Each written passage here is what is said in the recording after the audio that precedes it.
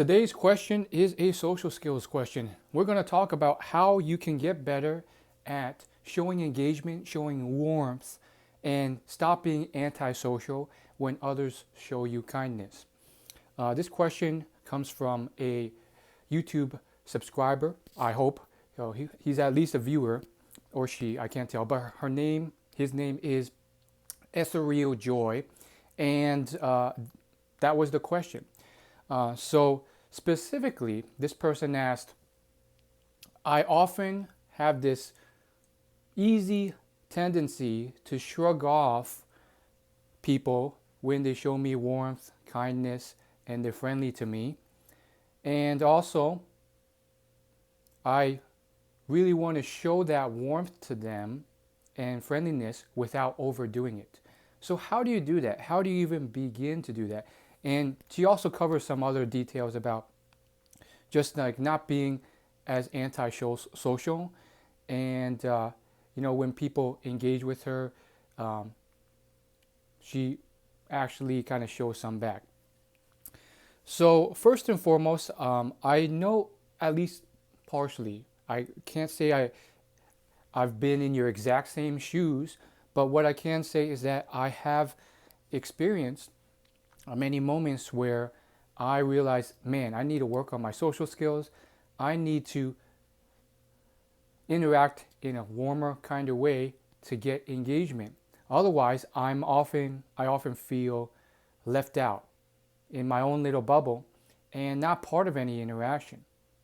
So I've definitely been there. I've been in cases where maybe it's a fitness class, maybe it's a social gathering, and I'm like, man, people are just not talking to me and this sucks.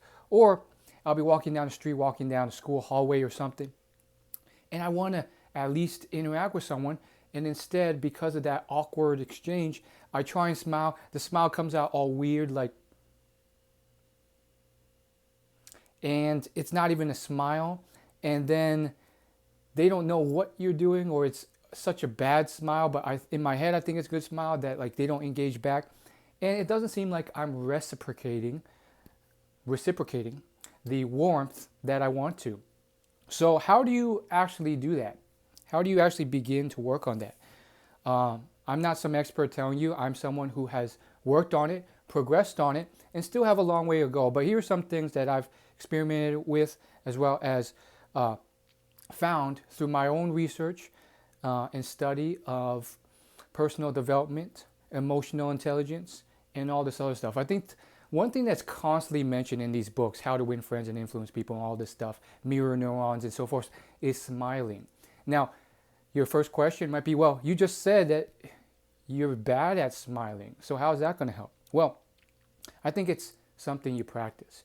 So even though I kept failing, what I learned is I can practice in a mirror. And so what I would do is I would test out how I thought I was looking when I smiled with versus how I actually looked. So if this video camera was the mirror, I would not look at the mirror first and then just smile.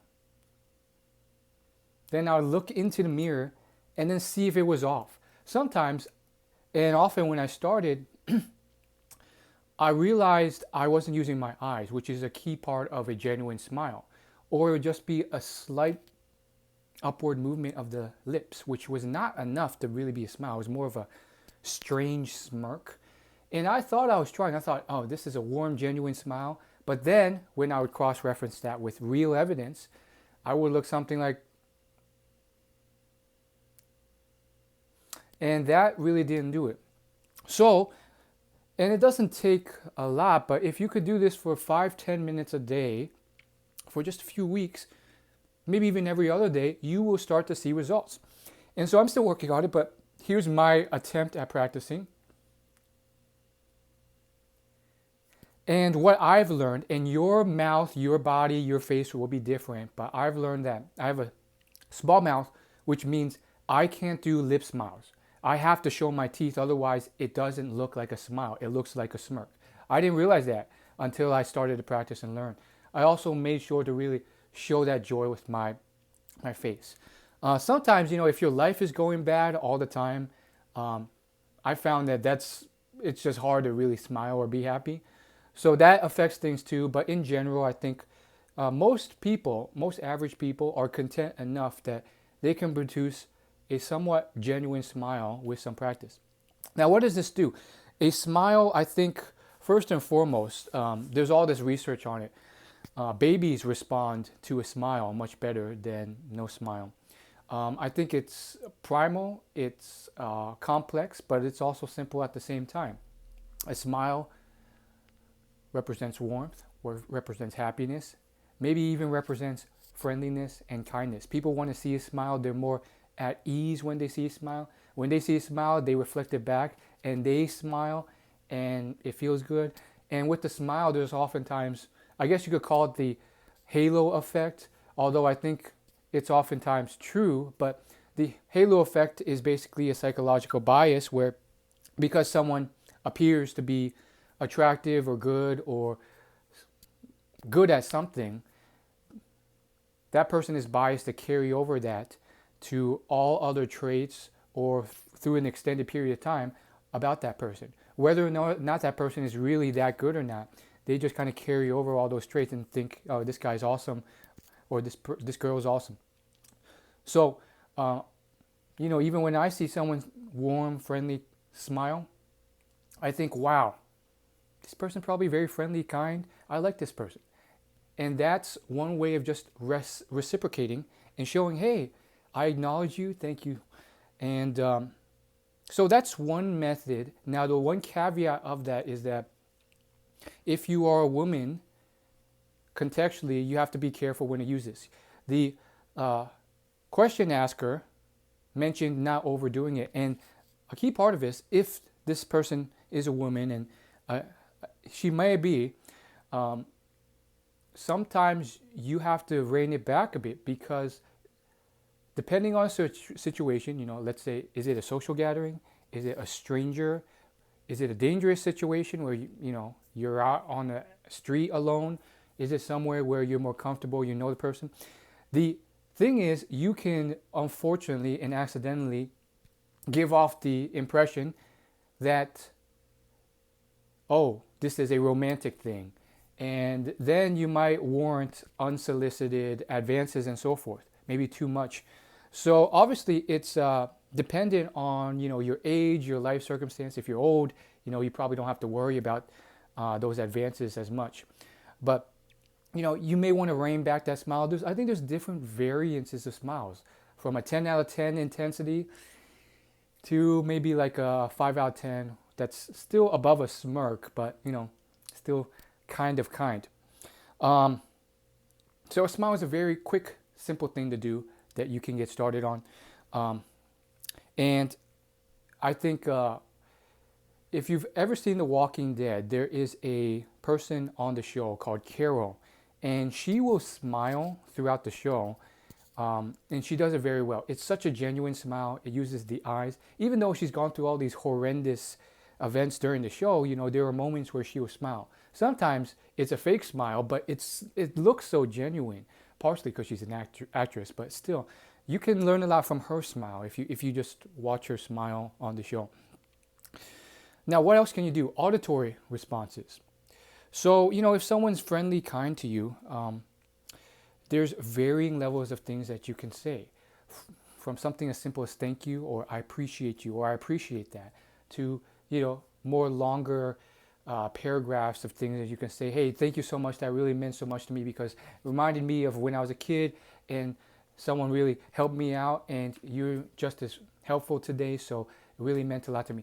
Whatever it is, I think by saying nothing, keeping silent, there's just a bunch of unknowns. They don't know what you're thinking. They don't know if you even care. But by auditorily speaking and showing some appreciation, obviously, you want to gauge it based on how much you actually feel appreciation. Be genuine. So if it's something quick, you just say thank you or I appreciate you. I think appreciate you, it has a bit more personal emphasis because it's not just a common canned response that people sometimes just say out of reaction. This is something you say when you actually appreciate something. So those are two ways, smiling and saying those things. Otherwise, how are they supposed to know? they may just assume you don't care at all. Another part of it is, reciprocating back. You can talk to that person, you can interact with them, you can get to know them. You can say, hey, thank you for doing that. I really appreciate it. Um, by the way, how's your day been? Obviously, you want to vary it, and depending on a situation, if you're too shy, or if it's a situation where you don't want to keep it going, or you don't want to put off the wrong intentions, then you reel it back. You just say thank you or appreciate you. Um, but those small gestures, I think, really send stronger signals, clearer signals, that you actually show some kind of appreciation. Because when people have a stone face and they don't do anything and they shy away, it's hard to tell.